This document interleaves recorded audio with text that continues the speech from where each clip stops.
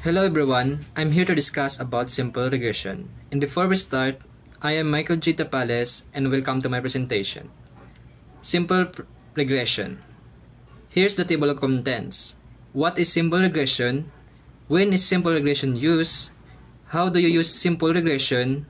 Some applications of simple regression, and lastly, application to real-world scenario. What is simple regression? Simple regression is a statistical technique used to examine the relationship between two variables, one independent and one dependent.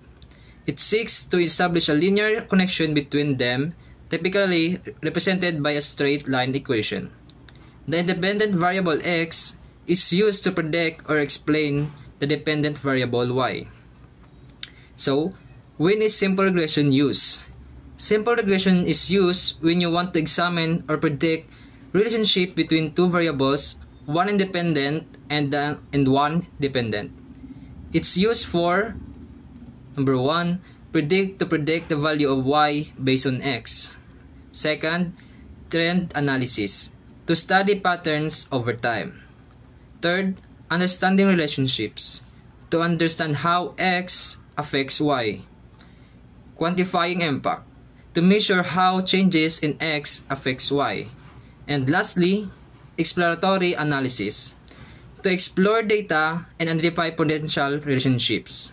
It is typically used when the relationship is assumed to be linear. So, how do you use simple regression? To use simple regression, you define as independent variable x and a dependent variable y.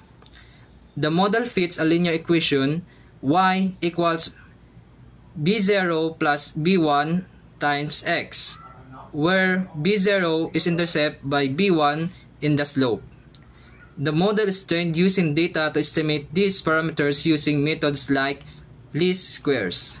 Once trained, you can use the model to predict y values for new x inputs. The model's accuracy is evaluated using metrics like R-squared and residuals to assess fits and errors. Some application of simple regression. Simple regression has various practical applications across different fields. Some common applications include predicting sales. Business use simple regression to predict future sales based on factors like advertising, spend, or price. Second, real estate pricing. Real estate agents use it to estimate property prices based on features like size, location, or age of the property. Stock market analysis. Analysis uses regression to predict stock prices based on market indicators or economic factors. Risk assessment. In finance, regression models can assess the risk associated with investment by analyzing past performance data. Health prediction. Simple regression can predict health outcomes such as blood pressure or weight based on other factors like age, diet, or exercise. Manufacturing. It's used to predict the output of quality or performance of machines based on variables. These are just few examples where simple regression is commonly applied. Application to real-world scenario. So, the scenario is predicting a car price based on age. So, dito, ipiplace natin kung magkano ba ang value ng sasakyan habang tumataas ang age nito. So, independent variable, age of the car, scale continuous variable measured in years. Dependent variable is price of the car. Scale continuous variable measured in currency, dollar or pesos. In this scenario, simple regression can be used to predict the price of car based on its age. As the cars increase, the price is typically decrease.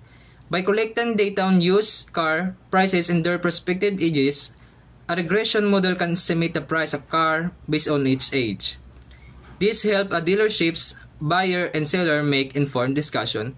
So, example nito is bibili po tayo ng sasakyan year 2017. Then nagplaplano tayo na ibibenta ito with like example 2025.